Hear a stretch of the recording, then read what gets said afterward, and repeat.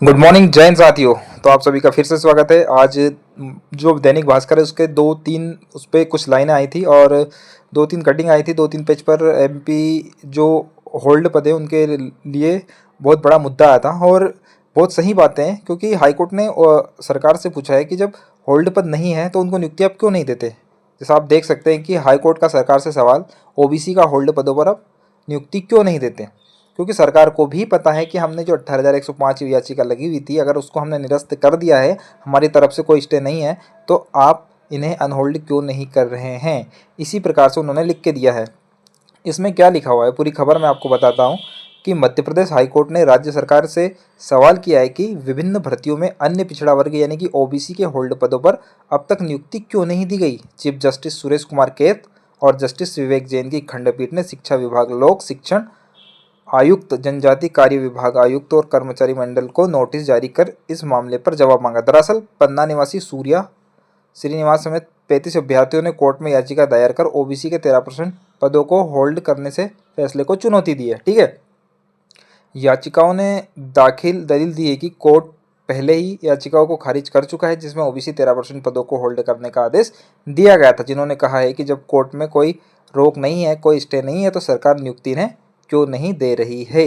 ठीक है, जब इससे जो संजय दुबे जी हैं, जो एसईएस है सामान्य प्रशासन विभाग में, उन्होंने कहा है कि ये मामला भी हाई कोर्ट में नहीं, ये मामला भी सुप्रीम कोर्ट में लंबित है। ठीक है, तो इसका मतलब यह है कि सुप्रीम कोर्ट में ये लंबित है, वो पता नहीं, क्योंकि 18,105 जो याचिकाओं में लिखा आ रहा था वो केस तो ख़त्म हो चुका है। अब जो संजय दुबे जी हैं वो किसी दूसरे ही जो केस है उसकी यहाँ पर हवाला दे रहे हैं। इसके साथ साथ एक और आया था कि तेलंगाना में पिछड़ा वर्ग को आरक्षण 42% का प्रस्ताव पारित। कुल मिलाकर यह है कि जो मध्य प्रदेश में बोल रहे हैं कि 52% का जो क्राइटेरिया है उसको क्रॉस कर जाएंगे, इसलिए आरक्षण नहीं दे पा रहे हैं, या ओबीसी को 27% आरक्षण इसलिए नहीं मिल पा रहा है क्योंकि एक 52% 50% के ऊपर आरक्षण नहीं मिल सकता। लेकिन अब तेलंगाना में क्या हुआ था कि ओबीसी को 23% आरक्षण बढ़ाकर अब टोटल उनका आरक्षण 42% करने का एक प्रस्ताव पारित किया है, कि जो लगभग अब पास होने वाला है। ठीक है, जो तेलंगाना के सीएम हैं रेवंत रेड्डी जी ने इसको मतलब कि बढ़ाने का इसलिए कहा गया है क्योंकि वहाँ की आबादी है जो तेलंगाना की, वहाँ की ओबीसी आबादी है 56.36, जो कि मध्य प्रदेश से तो कम ही है।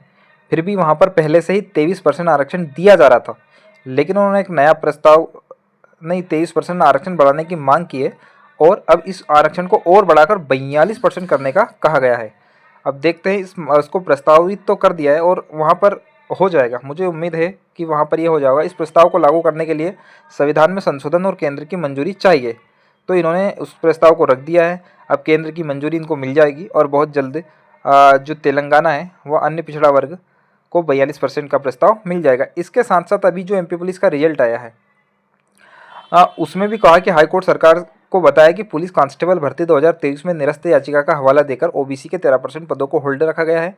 याचिका खारिज होने के बावजूद भी सरकार को इन पदों को नहीं भरा और मार्च 2025 में रिजल्ट जारी कर दिया, जिससे ओबीसी के अधिकारों की अनदेखी स्पष्ट होती है।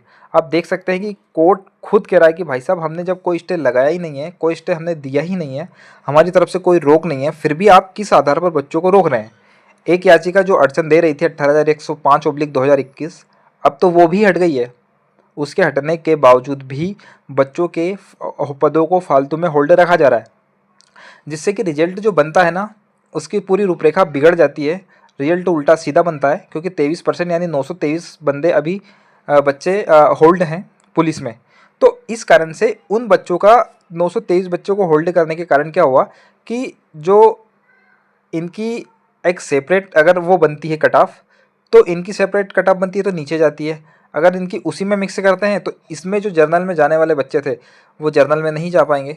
तो इस प्रकार से पूरा रिजल्ट की रूपरेखा ही इन्होंने बिगाड़ दी है। इसके कारण मैं तो कहता हूँ कि जब कोर्ट ने कोई स्टे लगाया ही नहीं है तो आप किस आधार पर स्टे लगा रहे हैं। ठीक है, तो इस प्रकार से 923 पोस्ट एमपी पुलिस में भी अटकी हुई, इस प्रकार से हजारों होल्ड पद मध्य प्रदेश में हो रहे हैं और इसके बावजूद भी होल्ड पे प्रतिदिन जो नए नए नोटिफिकेशन आ रहे हैं वो होल्ड के आधार पर ही आ रहे हैं।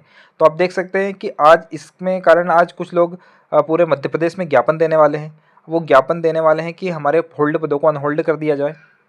आप आज आज यानी कि आज 18 तारीख को, तो आप सभी समझ सकते हैं 18 तारीख को यानी 18 मार्च को सिर्फ ये ज्ञापन दे रहे हैं कि हमारे होल्ड पदों को अनहोल्ड कर दें। इसके साथ साथ मध्य प्रदेश में फिर से ओबीसी के जो प्रतिनिधि है, ओबीसी महासभा है और ऐसे जो लोग हैं ओबीसी से जुड़े हुए हैं और जो 13% होल्ड हैं, उन बच्चों के बीच में कहीं ना कहीं आंदोलन की सुदबुड़ाहट फिर से चालू हुई है और वो बहुत जल्द आज इस चेतावनी के बाद शायद कुछ कर सकते हैं। अभी 21 तारीख के दिन माननीय सुप्रीम कोर्ट में इसकी फिर से अगली सुनवाई है। 21 तारीख की सुनवाई के बाद ये स्पष्ट हो जाएगा कि ओबीसी को 27% आरक्षण मिले या ना मिले, या 21 तारीख के दिन उस डेट को आगे बढ़ा दिया जाएगा, जिससे कि कोई मतलब रिजल्ट नहीं निकलेगा। अगर डेट आगे बढ़ती है तो कोई रिजल्ट नहीं निकलेगा, अगली डेट दी जाएगी, उसका इंतज़ार किया जाएगा, जो कि बहुत लंबी एक प्रोसेस हो जाएगी। अभी माननीय मुख्यमंत्री जी ने कहा है कि मध्य प्रदेश में 8,500 वैकेंसी आने वाली है, हम उससे पहले इन सब चीज़ों को डिक्लेयर कर देंगे। तो कहीं ना कहीं लग रहा है कि 21 तारीख को कुछ हो जाए।